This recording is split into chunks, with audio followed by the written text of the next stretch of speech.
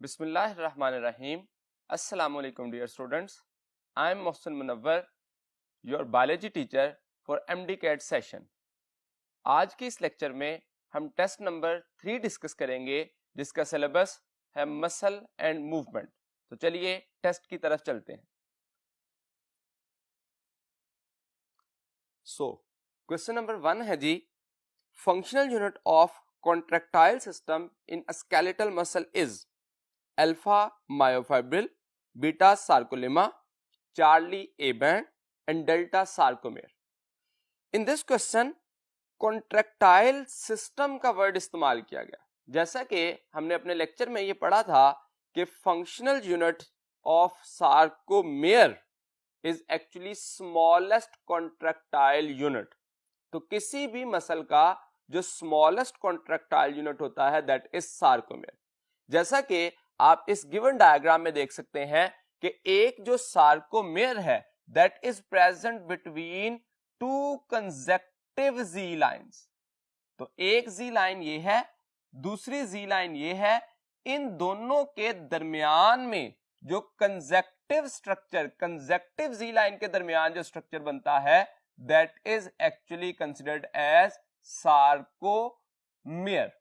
तो given option में most suitable option is sarcomere. इस क्वेश्चन में बाकी ऑप्शंस देखिए तो myofibril that is actually the component of muscle fibre. एक मसल फाइबर में मैनी मायोफाइब्रिल मौजूद होते हैं। और अगर ए बैंड की बात करें तो सार्कोमेर के कंपोनेंट्स में से एक कंपोनेंट जो कि थिक बैंड होता है that is actually considered as A band. Sarcolemma beta option में देखिए तो sarcolemma is actually muscle membrane. So question number 1 में delta option sarcomere is most suitable option.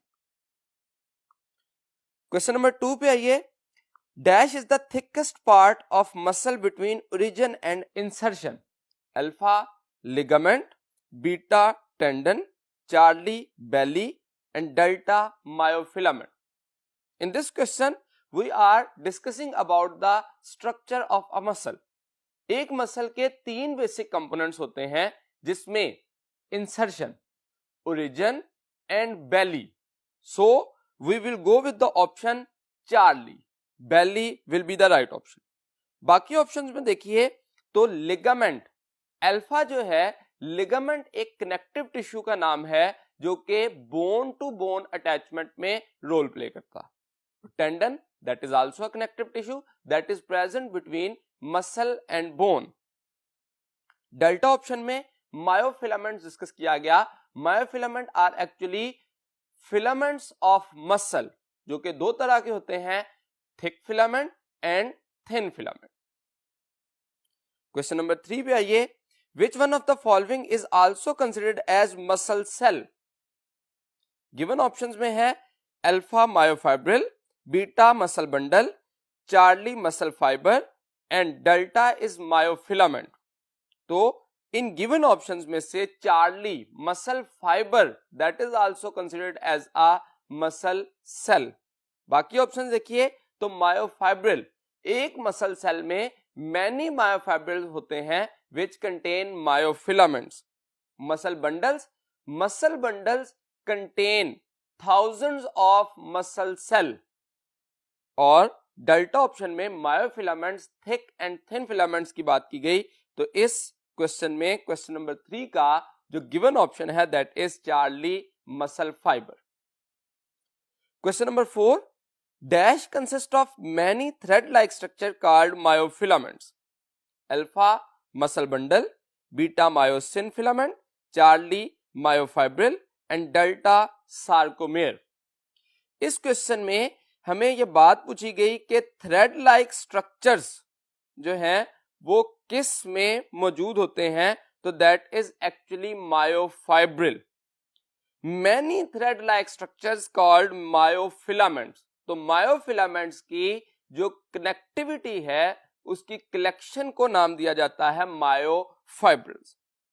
इस ऑप्शंस में अल्फा ऑप्शन मसल बंडल, ये एक मसल में many muscle bundle मौजूद होते हैं। बीटा मायोसिन फिलामेंट जो कि थिक फिलामेंट को नाम दिया जाता है, that is the component of A band, and sarcomere that is smallest contractile unit. इसकी अगर एक्सप्लेनेशन को डायग्रामेटिक इलस्ट्रेशन में देखें तो इस डायग्राम में हम इसको आसानी से देख सकते हैं कि एक मसल के अंदर डिफरेंट कंपोनेंट्स किस तरह से ऑर्गेनाइज्ड होते हैं। तो एक स्केलेटल मसल के अंदर मसल बंडल मौजूद होते हैं, मसल बंडल में मसल फाइबर्स मौजूद होते हैं, and muscle fibre contain myofibrils, and all myofibrils contain two types of filaments, one is called thick filament and other is named as thin filament। तो इस schematic diagram के अंदर हम आसानी से ये अंदाजा लगा सकते हैं कि किस स्ट्रक्चर में कौन से कंपोनेंट मौजूद होते हैं या किस कंपोनेंट के मिलने से कौन सा स्ट्रक्चर बनता है। क्वेश्चन नंबर 5 पे आइए। Sarcoplasmic reticulum in muscle cell is like endoplasmic reticulum but devoid of. Alpha option है sarcotubules, beta calcium ions, Charlie repeating pattern, and delta ribosomes.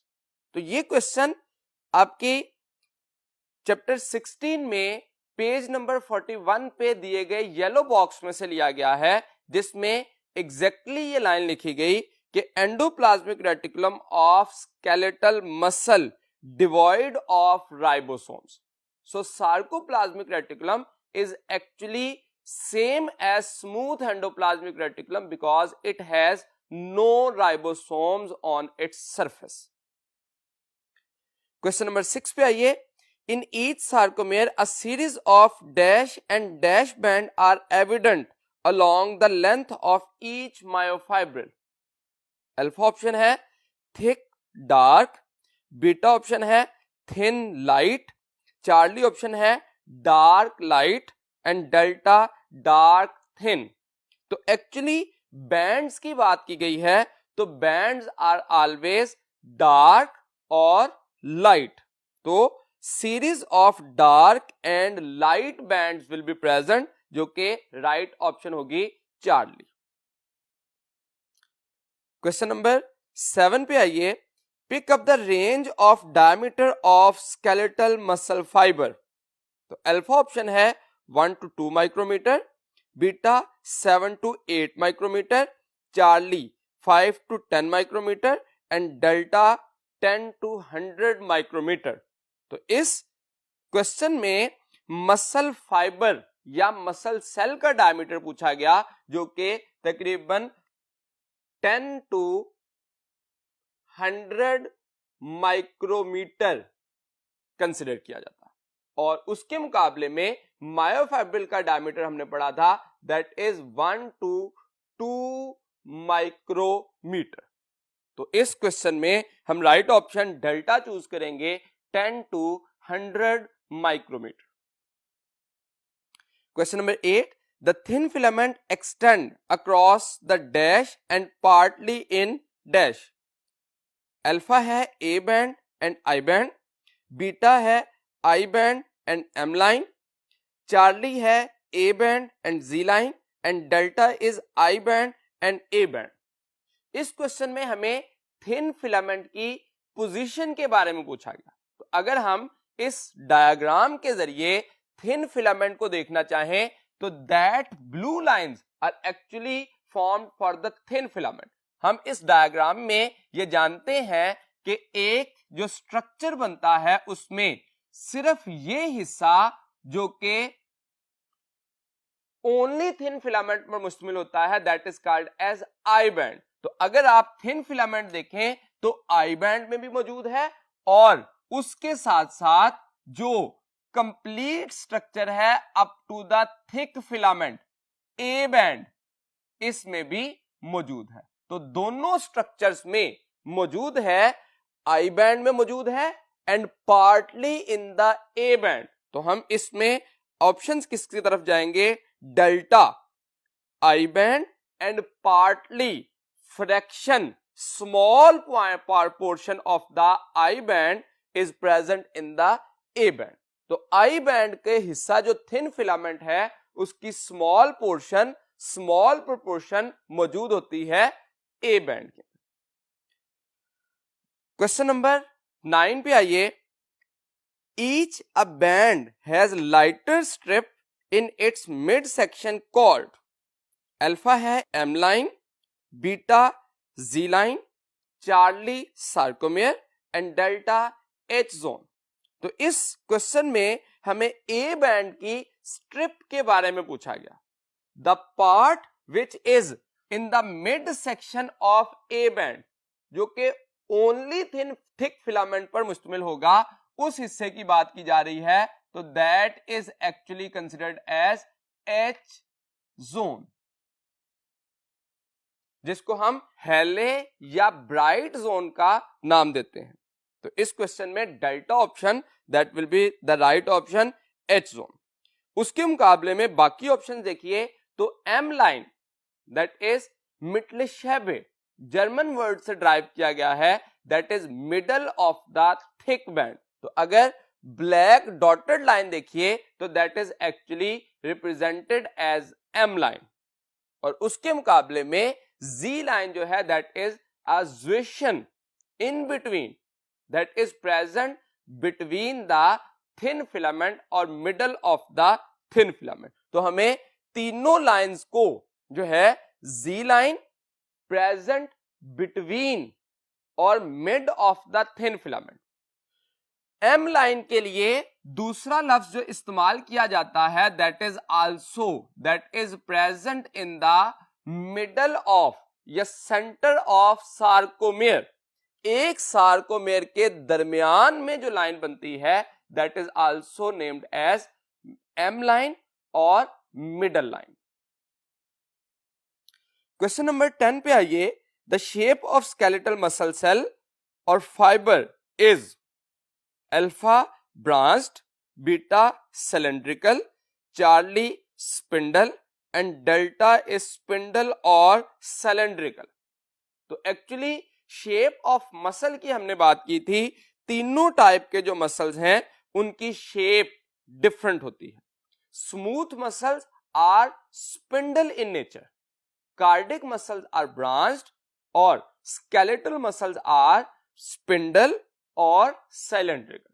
तो एक्चुअली हमें यहां पे स्केलेटल मसल के बारे में पूछा गया है, so the right option will be the delta option, spindle और cylindrical.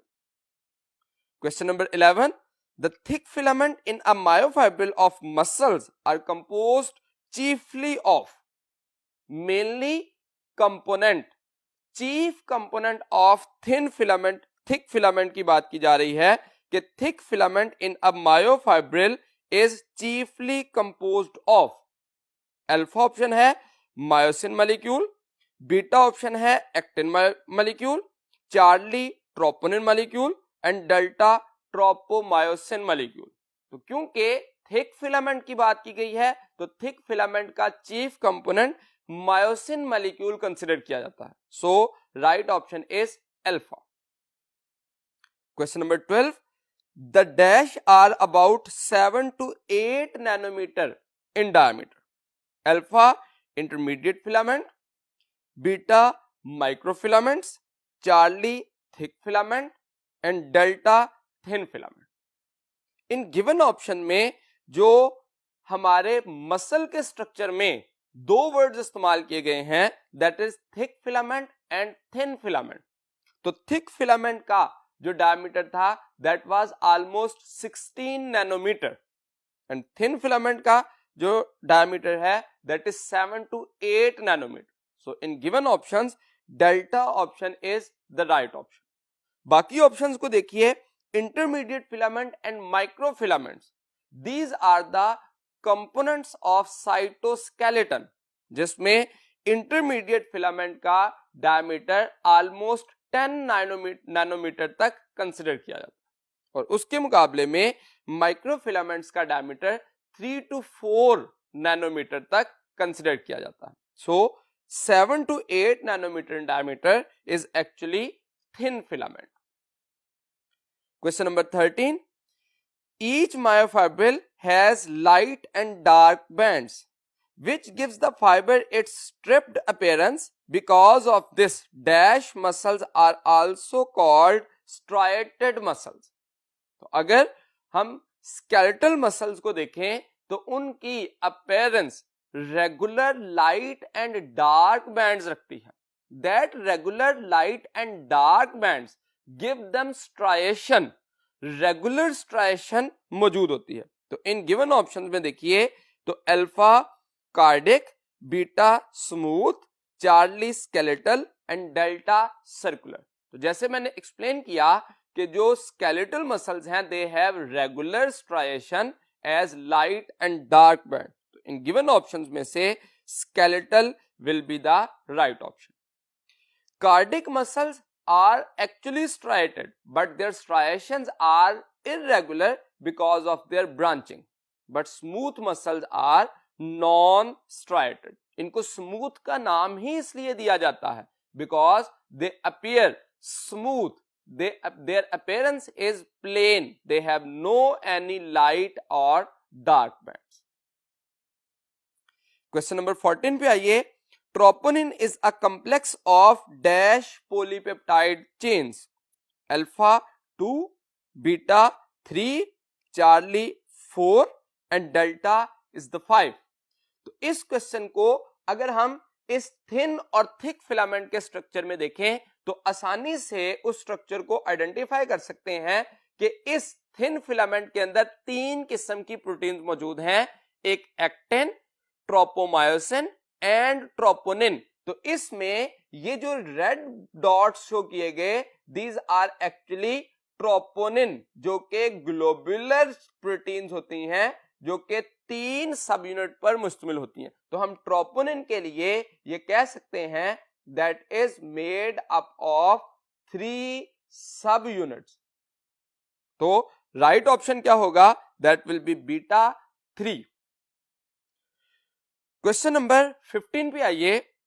The type of muscle present in our alpha heart is involuntary and unstriated smooth muscle. Beta intestine is striated and involuntary. Charlie thigh is striated and voluntary. And delta upper arm is smooth and fusiform in shape. तो इन सारी options में से Charlie that is the right option because thigh muscle is skeletal muscle and skeletal muscles are striated and voluntary.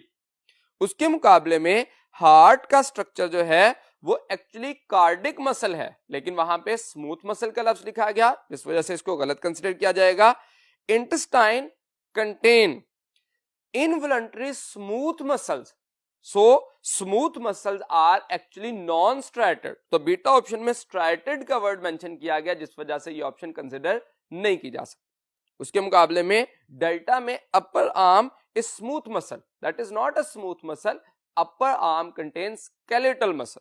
So given options में से Charlie will be the right option. Question number 16 पे आइए. Dash muscles are consciously controlled. Alpha cardiac muscle, beta skeletal muscle, Charlie smooth muscle and delta unstripped muscle. Consciously controlled means these are voluntary in action. These are under our control or under our will.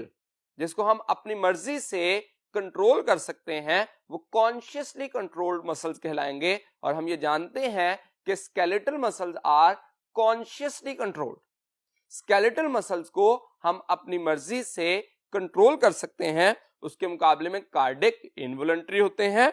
Smooth और unstriped दोनों muscle, smooth muscle की property ही unstriped है. So both are involuntary in nature. Question number 17. Each muscle fiber is surrounded by a modified cell membrane called. तो एक muscle cell की जो cell membrane है उसको स्पेशलाइज्ड नेम क्या दिया जाता है? That is called as sarcolemma. Given option में देखिए सार्कोलिमा अल्फा ऑप्शन में है, beta sarcomere, Charlie myosin filament and delta is myofilament.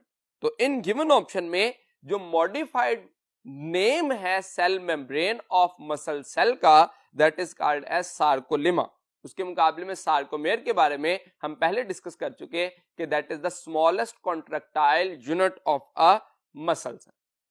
इसी तरह से मायोसिन और मायोफिलामेंट, ये एक्चुअली फिलामेंट्स हैं जो कि थिन और थिक फिलामेंट्स हैं जो कि एक्टिन और मायोसिन के बने होते हैं।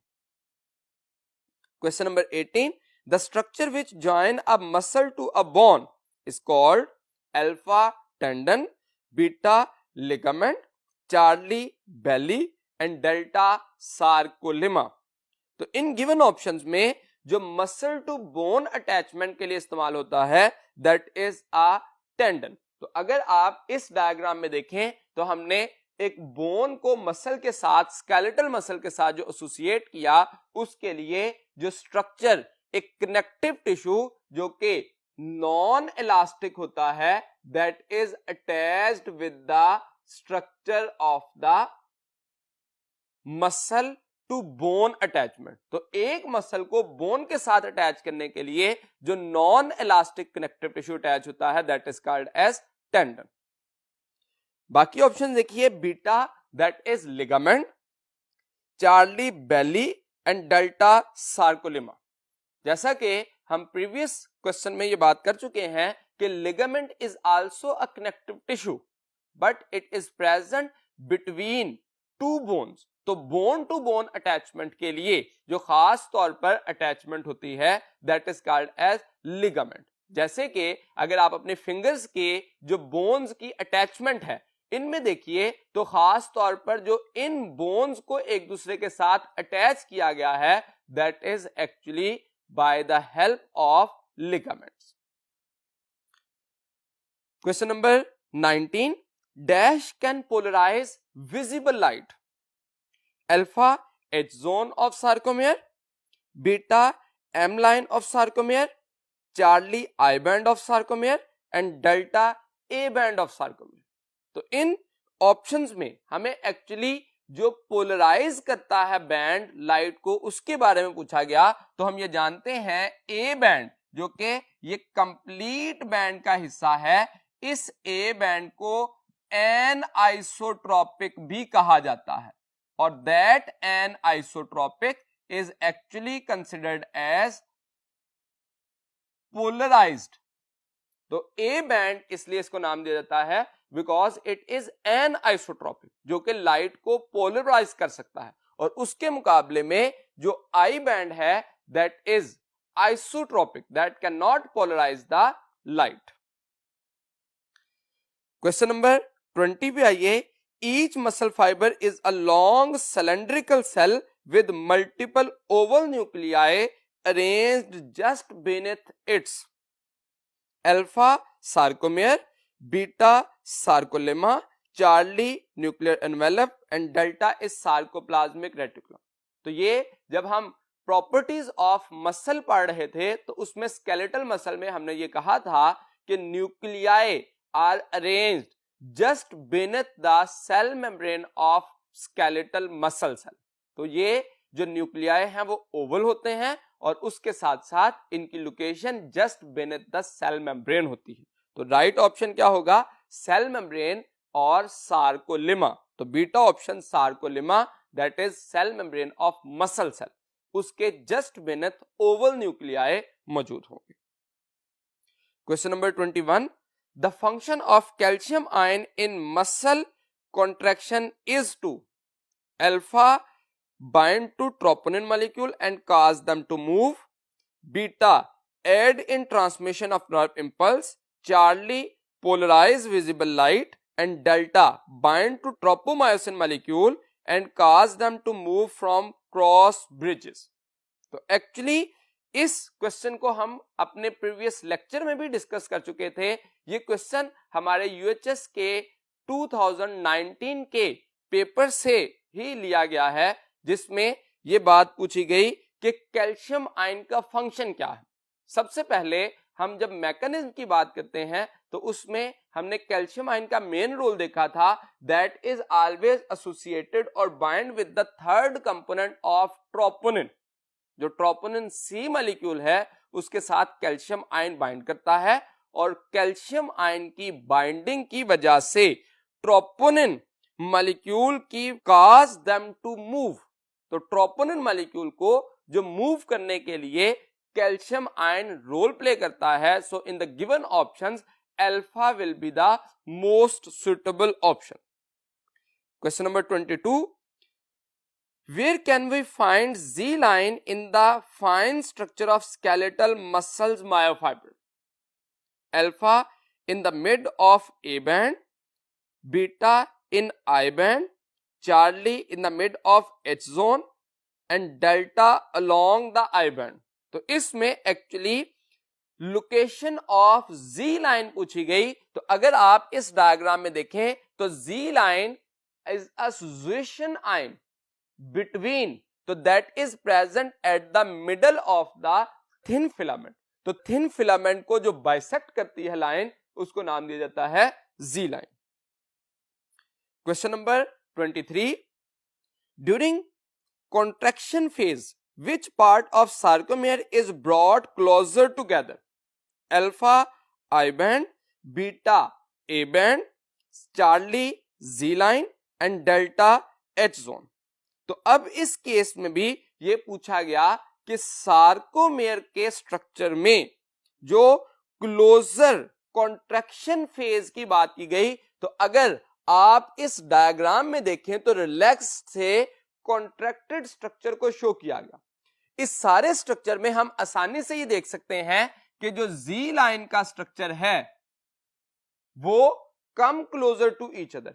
इसी तरह से जो थिन फिलामेंट्स हैं जिसमें खास तौर पर आई बैंड था, ए बैंड था, एच जोन था और एम लाइन, जब भी कॉन्ट्रैक्शन होती है तो G line come closer to each other, I band reduce, H zone disappear but A band will remains unaffected. तो इस क्वेश्चन में एक्चुअली कॉन्ट्रैक्शन फेज में कौन सा पार्ट सार्कोमेयर में क्लोज होता है? तो that is actually G line. तो जी लाइन जो है that will come closer to each other, so the structure of muscle will be contracted. Question number 24 पे आइए। Each myosin filament is surrounded by dash actin filament on both side. अब यहां पे हमारी book में जो लाइन लिखी गई है that is each myosin filament is surrounded by 6 actin filament on one side। Question में पूछा गया on both side। तो अगर एक साइड पर 6 फिलामेंट हैं तो दूसरी साइड पर भी 6 फिलामेंट्स मौजूद होंगे। तो कलेक्टिवली हम कह सकते हैं कि एक मायोसिन फिलामेंट के दोनों साइडों पर 12 एक्टिन फिलामेंट्स मौजूद होते हैं। Question number 25, at rest 1/5 of the dash is broken aerobically। Alpha creatine phosphate, beta glucose, Charlie glycogen and delta lactic acid। तो इस गिवन ऑप्शन में lactic acid is the right option. जैसे कि energy for muscle contraction में हमने ये पढ़ा था कि हमारी बॉडी को 3 किस्म की एनर्जी प्रोवाइड की जाती है ड्यूरिंग मसल कॉन्ट्रैक्शन। सबसे पहले जो most important under normal condition provide की जाती है वो ग्लूकोज की ब्रेकडाउन के जरिए एटीपी बना के की जाती है। लेकिन स्ट्रेस की कंडीशन में जैसे कि हाई मेटाबॉलिक एक्टिविटी या हायर एक्सरसाइज के दौरान या स्ट्रेनुअस एक्सरसाइज के दौरान हमारी बॉडी को जो एनर्जी सप्लाई की जाती है वो क्रिएटिन फॉस्फेट से भी हो सकती है। लेकिन जब कंडीशंस ज्यादा सीवियर हो जाएं तो बॉडी एनएरोबिक रेस्पिरेशन की तरफ चली जाती है जिसकी वजह से लैक्टिक एसिड फॉर्मेशन होती है। That lactic acid is able to be converted into glucose, जिसके लिए 1/5 और 4/5 ये दो वर्ड्स हमारी बुक में इस्तेमाल किए गए। तो जो 1/5 ऑफ द लैक्टिक एसिड है, टोटल अकोमुलेटेड लैक्टिक एसिड में से तकरीबन 20% को एरोबिकली ब्रेक किया जाता है ताकि रिमेनिंग 80% लैक्टिक एसिड को ग्लूकोज में कन्वर्ट किया जा सके। तो अगर 1/5 की बजाय हम दूसरा वर्ड इस्तेमाल करें तो दैट कैन बी 20%। और 4/5 के लिए हम 80% का लफ्ज भी इस्तेमाल कर सकते हैं। सो एमसीक्यूज में हमें दोनों तरह से पूछा जा सकता है। You have to prepare about both terms. Question number 26 पे आइए। Each muscle consist of alpha muscle fibre, beta muscle bundle, Charlie myofibrils and delta myofilaments.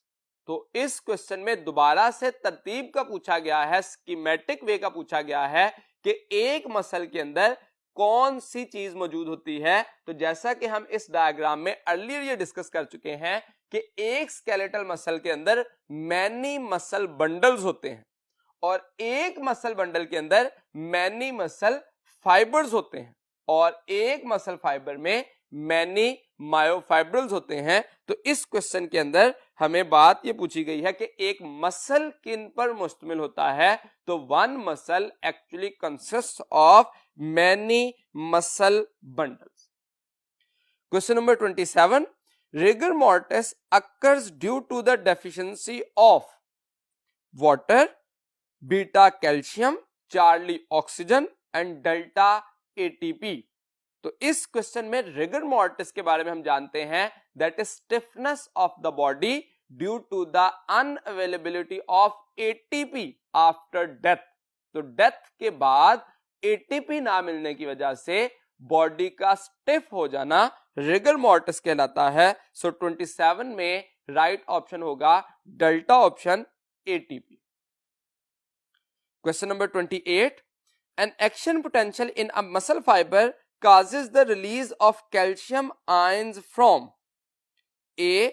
sarcoplasm, beta sarcolemma, Charlie sarcoplasmic reticulum and delta myofilament। अब यहां पे calcium ion जो है कहां से release होता है। तो एक्चुअली हम ये जानते हैं सार्कोप्लाज्मिक रेटिकुलम जो स्मूथ एंडोप्लाज्मिक रेटिकुलम से है उससे डिफर ही इस बेस पे करता है कि sarcoplasmic reticulum contain large amount of calcium ion. अगर इसके पास लार्ज अमाउंट में कैल्शियम आयन स्टोर होता है तो at the time of requirement calcium can be release from the sarcoplasmic reticulum. तो हम उस अपने कॉन्सेप्ट को इस्तेमाल करते हुए ये बात समझ सकते हैं कि कैल्शियम आयन रिलीज होता है सार्कोप्लाज्मिक रेटिकुलम से।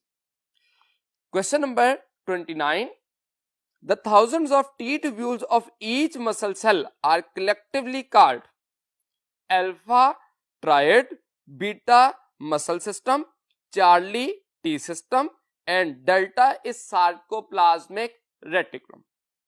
इस क्वेश्चन में एक्चुअली टी ट्यूब्यूल के बारे में डिस्कस किया गया।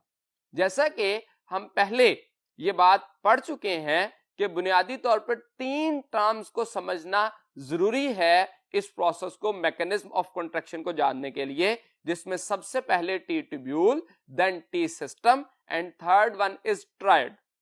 इस कॉन्सेप्ट को जानने के लिए हम डायग्राम देखते हैं नेक्स्ट बोर्ड पे।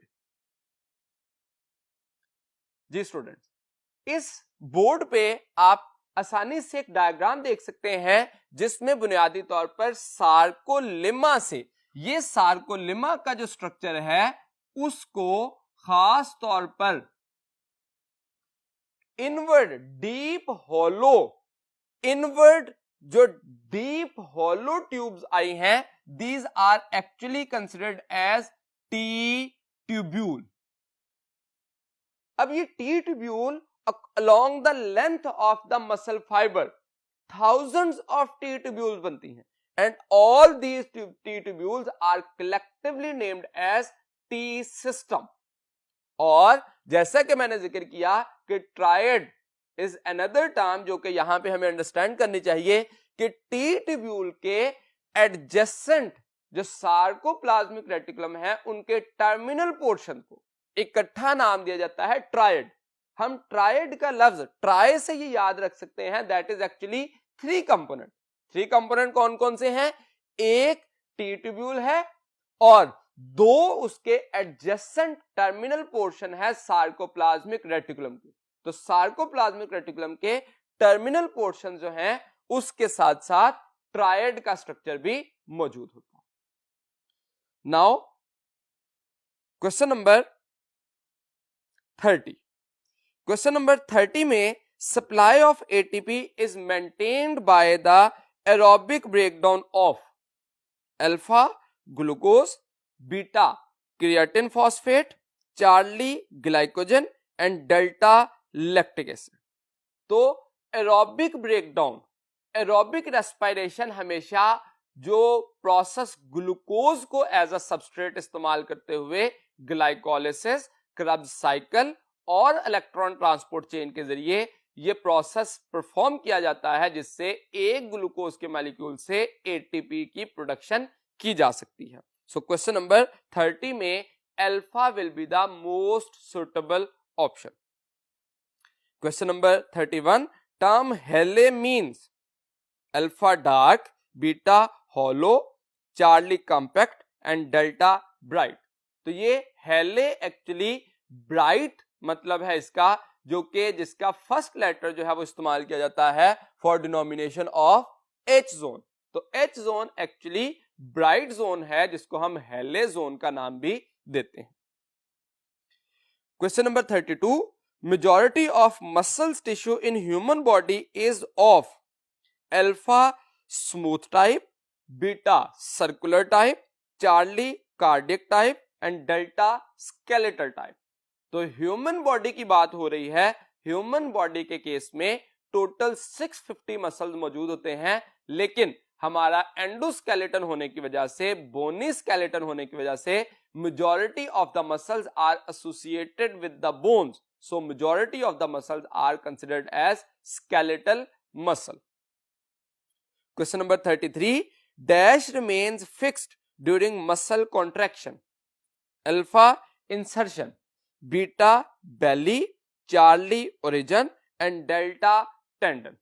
तो ओरिजिन जो है दैट इज ऑलवेज फिक्स्ड। तो यहां पे हमें मसल कॉन्ट्रैक्शन के दौरान फिक्स्ड पार्ट की बात की गई, तो वो है origin. Question number 34, its length is determined by thick filament. तो थिक फिलामेंट किसकी लेंथ को डिटरमिन करता है? ऑप्शंस में देखिए, I band, beta H zone, Charlie A band and delta G line. तो thick filament actually A band में मुश्तमिल होता है। इस डायग्राम में देखिए तो complete thick filament is actually considered as A band और डार्क जोन। तो ए बैंड जो है वो एक्चुअली थिक फिलामेंट की लेंथ को डिटरमिन करेगा। Question number 35, myoglobin is present in alpha sarcoplasmic reticulum, beta nucleus, Charlie sarcomere and delta sarcoplasm. तो इसमें गिवन ऑप्शंस में से delta option sarcoplasm, the cytoplasm of muscle cell, that will be the right option. हम जानते हैं कि sarcoplasm जो है वो मायोग्लोबिन, ग्लाइकोजन और क्रिएटिन फॉस्फेट, इन तीन कंपोनेंट्स को मेजॉरिटी में रखता है। इसी वजह से सार्कोप्लाज्म साइटोप्लाज्म से यूनिक होता है। तो साइटोप्लाज्म एक जनरल टर्म है फ्लूइड ऑफ अ सेल, उसके मुकाबले में sarcoplasm that is fluid of cell of muscle. तो मसल फाइबर या मसल सेल का जो फ्लूइड है उसको सार्कोप्लाज्म का नाम दिया जाता है, जिसमें glycogen, myoglobin and creatine phosphate के कंपोनेंट्स मौजूद होते हैं। क्वेश्चन नंबर 36 पे आइए, each light band is called alpha I band, beta A band, Charlie H zone and delta M line. तो इस डायग्राम में ही हम फिर से ये देख सकते हैं कि जो लाइट बैंड है, जो लाइट बैंड जिसको हम ब्लू लाइन से शो कर सकते हैं, that is considered as I band. तो ओनली थिन फिलामेंट जिस रीजन में मौजूद होता है, ओनली थिन फिलामेंट, उसको नाम दिया जाता है I band. Question number 37, these are huge cells, alpha cardiac muscle fibers, beta smooth muscle fibers, charlie involuntary muscle fibers and delta skeletal muscle fibers. तो actually skeletal muscle fibers are huge cells. जो कि cylindrical होते हैं and spindle in shape होते हैं। Question number 38, there are 650 dash in human body, alpha bones, beta hairs, Charlie muscles and delta joints. तो यहां पे एक्चुअली 650 नंबर बताया गया जो कि मसल्स का नंबर है। ह्यूमन बॉडी में एक्चुअली 650 मसल्स मौजूद होते हैं। There are uncountable hairs but we can know that there are 206 bones in human body. तो जॉइंट्स की 3 इकसाम मेन टाइप्स होती हैं, उसके अलावा भी जॉइंट्स हो सकते हैं। Question number 39, when muscle is at rest, tropomyosin covers the site on the dash chain, alpha myosin, beta actin, charlie troponin and delta myoglobin। तो अब यहां पे एक्चुअली रेस्ट कंडीशन में ये कहा गया कि एक्टिव साइट ऑफ एक्टिन को कवर कौन करता है। तो हम ये बात जानते हैं, during the phase of rest active site of actin is covered by the tropomyosin that will be disposed of at the time of muscle contraction due to binding of calcium ion with third subunit of tropon। तो इसमें जो right option होगा that will be beta actin। Question number 40, T tubules of muscle fibers are formed by alpha invagination of sarcolemma, beta outgrowth of sarcolemma, charlie degeneration of sarcolemma and delta thickening of sarcolemma। तो हम ये बात previous एक question में discuss कर चुके हैं। T tubule का स्ट्रक्चर जो है that is due to the invagination of sarcolemma which is responsible to form deep hollow tube which is called as T tubule। Question number 41, a large number of myofilaments together constitute alpha muscle bundle, beta muscle fiber, charlie myofibril and delta sarcomere। तो actually यहां पे myofilaments की collection का जिक्र किया गया, जो कि हम इस डायग्राम में आसानी से डिटरमिन कर सकते हैं कि मायोफिलामेंट जो हैं these are collectively considered as myofibril. तो मायोफिलामेंट्स की कलेक्शन मायोफाइब्रिल कहलाती है, मायोफाइब्रिल्स की कलेक्शन मसल फाइबर कहलाती है और muscle fibre are collectively called muscle bundles. तो एक मसल बंडल में मैनी मसल फाइबर्स होते हैं, मसल सेल्स होते हैं और मसल फाइबर के अंदर मैनी मायोफाइब्रिल्स मौजूद हो सकते हैं। तो इस क्वेश्चन में हमें actually Charlie option myofibrils will be the right option. Question number 42, each sarcomere has a central alpha A band, beta I band, charlie Z line and delta thin filament।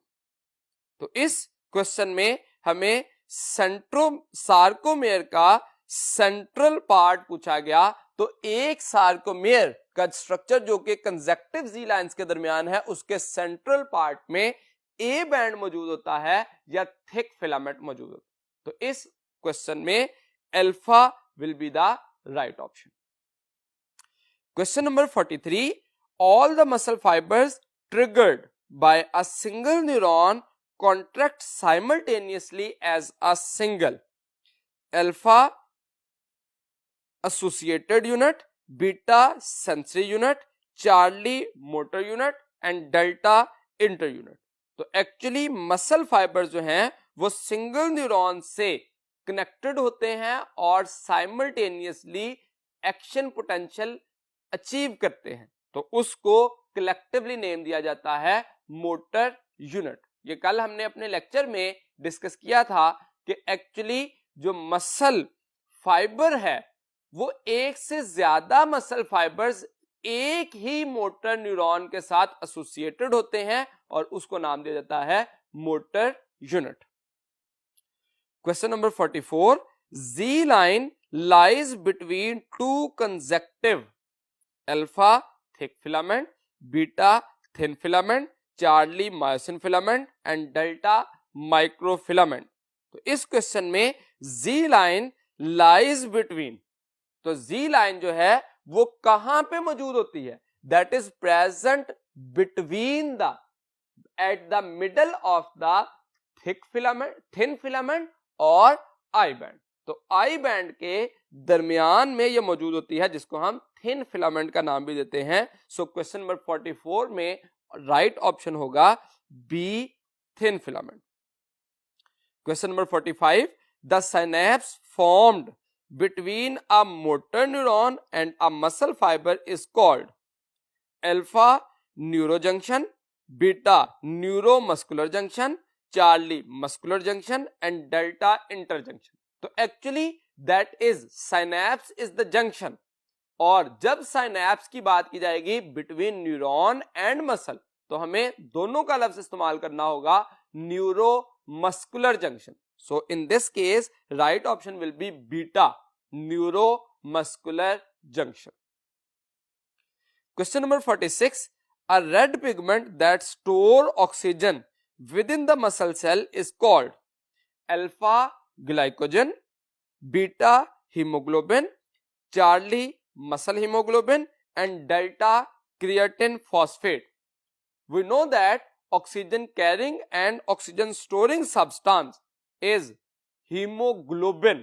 तो क्योंकि मसल के अंदर जो haemoglobin मौजूद होगा उसको नाम दिया जाएगा muscle haemoglobin. Question number 47, at rest dash lactic acid change into glucose, alpha 1/5, beta 4/5, Charlie 3/5 and delta 2/5।